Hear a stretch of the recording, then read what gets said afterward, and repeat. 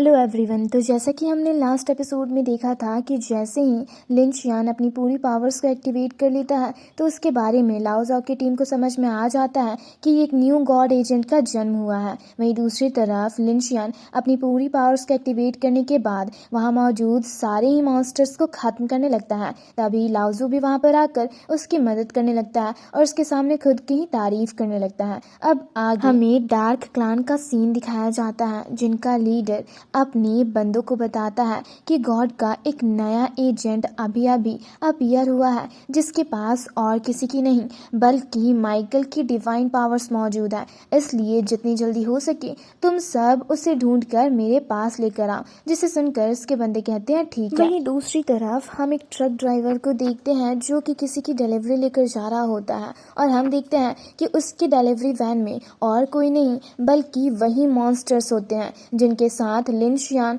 कल रात को फाइट कर रहा होता है। वहीं दूसरी तरफ लिन शियान अपने घर पहुंचता है तो उसका भाई शियान उससे पूछता है कि आखिर वो इतना लेट क्यों हो गया और उसका गाइड स्टिक कहाँ पर है। जिस पर लिन शियान उससे कहता है कि वो गलती से मुझसे कहीं गिर गई और मैं काफी ज्यादा थक गया हूँ इसलिए मैं सोने जा रहा हूँ। और ये कहकर वो अपने रूम के अंदर चला जाता है। जिसके जाने के बाद शियान अपने पेट डॉग से कहता है कि आज भाई कुछ ज्यादा ही अजीब सा बिहेव कर रहे हैं और साथ ही उनकी बॉडी से ब्लड की स्मेल भी आ रही है। वहीं दूसरी तरफ से लिन शियान उसकी सारी बातें सुन रहा होता है और वापस से अपने ड्रीम वर्ल्ड में जाकर उस डोर को ओपन करके उसके अंदर जाता है तो वो एक अलग ही जगह पर पहुंच जाता है जहां चारों तरफ देख वो चौंक कर कहता है कि ये जगह तो बिल्कुल उसी मेंटल हॉस्पिटल की जैसी लग रही है जिसके अंदर में बहुत पहले हुआ करता था। और ये कहते हुए वो उस पूरी जगह को देखता है तो उससे वहाँ की फैसिलिटीज भी काफी सिमिलर लगती है। और ये सब कहने के बाद वो लगातार 4-5 दरवाजे खोलने की कोशिश करता है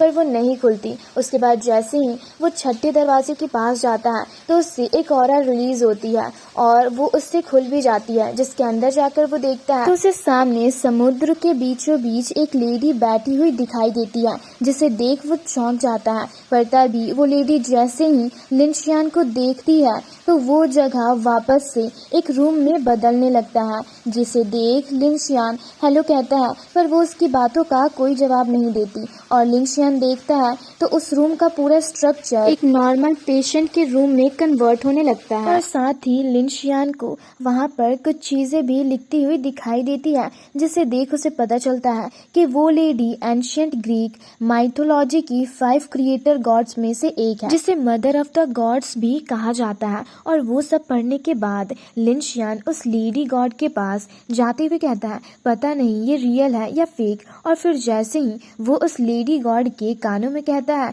कि क्या तुम मुझे सुन सकती हो, ये सुनकर वो उठ जाती है और लिन शियान को देख कहती है फाइनली मुझे मेरा बच्चा मिल ही गया। ये सुनकर लिन शियान तो हैरान ही रह जाता है क्योंकि उसे लगता है वो उसे अपना बच्चा समझकर गले लगाने वाली है पर वो लेडी गॉड वहाँ रखे वास पॉट को अपना बच्चा समझकर उसे गले लगा लेती है। और उसकी हरकतों को देख लिन शियान समझ जाता है कि वो मेंटली बहुत बीमार है। वहीं दूसरी तरफ लाओ ज़ाओ की एक साथी उससे लिन शियान के बारे में ही पूछती है तो वो कहता है मैंने सोच लिया है मैं कल स्कूल जाकर उससे बात करूंगा। और फिर अगली सुबह हम उसे लिन शियान के स्कूल के बाहर उसका वेट करते हुए देखते हैं। तभी उसके सामने एक बच्चा रोते हुए आता है तो वो उसे चुप कराने लगता है। वहीं दूसरी तरफ हम लिन शियान को देखते हैं जो डॉक्टर को उस लेडी गॉड की कंडीशन बताकर उसकी बीमारी के बारे में पता लगाता है और उससे रिलेटेड बुक्स को पढ़ने लगता है। वहीं दूसरी तरफ स्कूल के बाहर अब भी लाओ ज़ाओ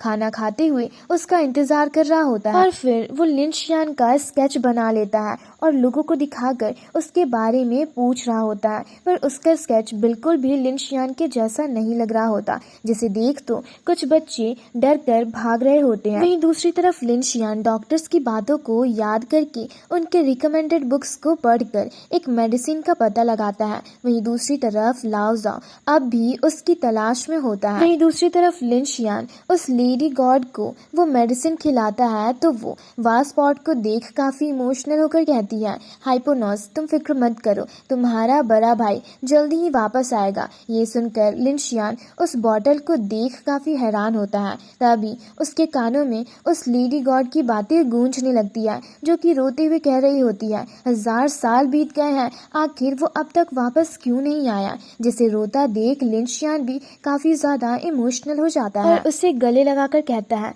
मॉम मैं वापस आ गया। ये सुनकर वो रोते हुए काफी खुश होकर उसे गले लगा लेती है और जैसे ही उसकी आंसू लिनशियान पर गिरती है तो उसे एक सिस्टम स्पीकर की आवाज सुनाई देती है, जो लिनशियान से कहती है कि इसकी ट्रीटमेंट प्रोग्रेस 3% तक इंक्रीज हुई है, जिसके रिवॉर्ड में तुम्हें डिवाइन एबिलिटीज मिलेगी। और ये कहकर वो रैंडमली लॉर्ड्स को ड्रॉ करना स्टार्ट कर देती है। फिर अगली सीन में हम लिनशियान को सिटी में देखते हैं, जिसे रिवॉर्ड के तौर पर एक ऐसी डिवाइन एबिलिटीज मिलती है जिसके जरिए रात में उसकी स्पीड, स्ट्रेंथ, इंटेलिजेंस और ड्यूरेंस बाकी टाइम्स के मुकाबले 5 गुना ज्यादा बढ़ जाएगी। साथ ही वो किसी भी एनिमल से बात भी कर सकता है। ये सब याद करके लिनशियान अपनी डिवाइन एबिलिटीज को चेक कर रहा होता है और काफी तेजी से सिटी में घूमते हुए मजे कर रहा होता है। और इसी तरह वो अपनी स्पीड और स्ट्रेंथ के जरिए काफी तेजी से ट्रेन के ऊपर भी जा खड़ा होता है और उसके जरिए वो काफी तेजी से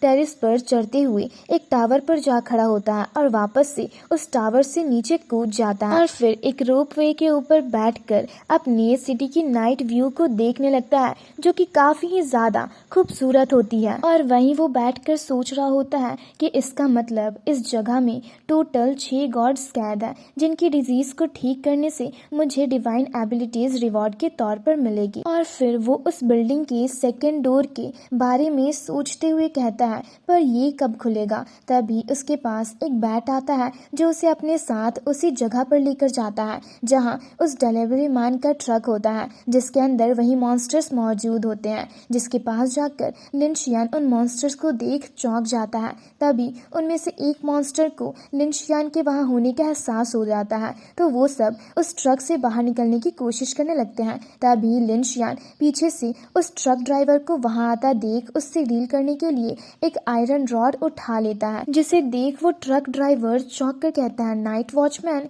ये सुनकर लिनशियान भी काफी हैरान होता है। तभी वो मॉन्स्टर्स ट्रक के बैक डोर को तोड़कर बाहर आ जाते हैं और लिनशियान पर अटैक करने लगते हैं, जिनसे लिनशियान डील कर ही रहा होता है कि तभी पीछे से वो ट्रक ड्राइवर भी अपने मैजिकल वेपन को बाहर निकालकर लिनशियान पर अटैक करता है। पर लिनशियान उसके अटैक से बचकर अकेले ही उन मॉन्स्टर्स से फाइट करने लगता है। ये देख वो ट्रक ड्राइवर कहता है, ये बच्चा तो काफी फ्लेक्सिबल लग रहा है। वहीं दूसरी तरफ लिनशियान अपनी डिवाइन एबिलिटीज का यूज करके उन मॉन्स्टर्स को खत्म करने लगता है और हम देखते हैं वो अकेले ही उन मॉन्स्टर्स पर भारी पड़ रहा होता है। तभी वो ट्रक ड्राइवर भी उस पर अटैक करने लगता है, पर लिनशियान काफी आसानी से उसके अटैक से बचकर उसे मारकर नीचे फेंक देता है और चारों तरफ देखता है सारे ही मॉन्स्टर्स मारे गए होते हैं। तो वो नाइट वॉचमैन के बारे में जानने के लिए उस ट्रक ड्राइवर को उठाने की सोचता है, पर फिर कहता है, नहीं, मेरा प्रॉब्लम्स को अवॉइड करना ही बेहतर होगा। और ये कहकर वो वापस से अपने घर की ओर निकल जाता है। फिर रास्ते में एक टेरेस पर वो एक बंदे को देख उससे छुपकर निकलने की कोशिश करता है, पर लाओ जाओ की गोद में जा गिरता है, जिसे देख वो चौंक कर कहता है, मैं कब से तुम्हारा ही इंतजार कर रहा था। और ये कहकर वो उससे अपने साथ एक बार के अंदर लेकर जाता है और उससे पूछता है, क्या तुम्हारी मुलाकात माइकल से हुई?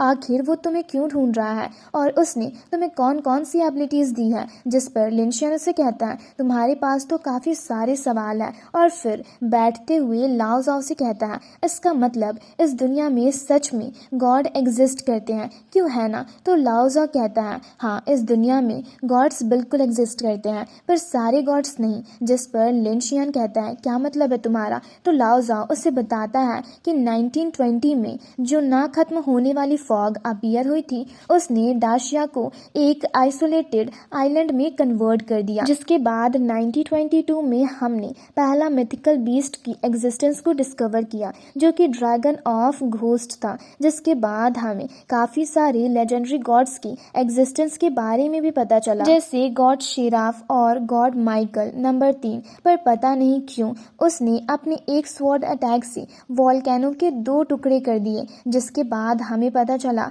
कि उसके अंदर एक और गॉड सील्ड थे, जो कि गॉड नंबर 4 एंजल लूसीफर थे। ये सुनकर लिंशियन कहता है ये तो काफ़ी मज़ेदार है, जिस पर लाओ जाओ उससे कहता है इससे ज़्यादा मज़ेदार बात ये है कि हमें 100 सालों के ऑब्जर्वेंस में 100 गॉड्स की एग्जिस्टेंस के बारे में पता चला, पर बस हमारे डाशिया के गॉड्स के बारे में हमें आज तक कुछ भी नहीं मिला और ना ही कुछ पता चला है। तो लिंशियन उससे पूछता है पर क्यों, जिस पर लाओ जाओ कहता है ये तो किसी को भी नहीं पता कि आखिर डासिया के किसी भी जगह के कोई भी गॉड क्यों नहीं मिले, इसलिए हमें लगता है कि ज़रूर डाशिया के गॉड्स की डिसअपीयरेंस का उन ना खत्म होने वाली फॉग से कोई ना कोई लेना देना तो है, तभी तो वो डाशिया को अब तक स्वेलो नहीं कर पाए। साथ ही कुछ सालों पहले हमें ये कंफर्मेशन हो गई है कि जल्दी ही वेस्ट गॉड डाशिया गॉड के साथ वॉर स्टार्ट करने वाले हैं। तो लिंशियन उसकी इन सारी बातों को सुनकर उससे कहता है क्या तुम्हें भी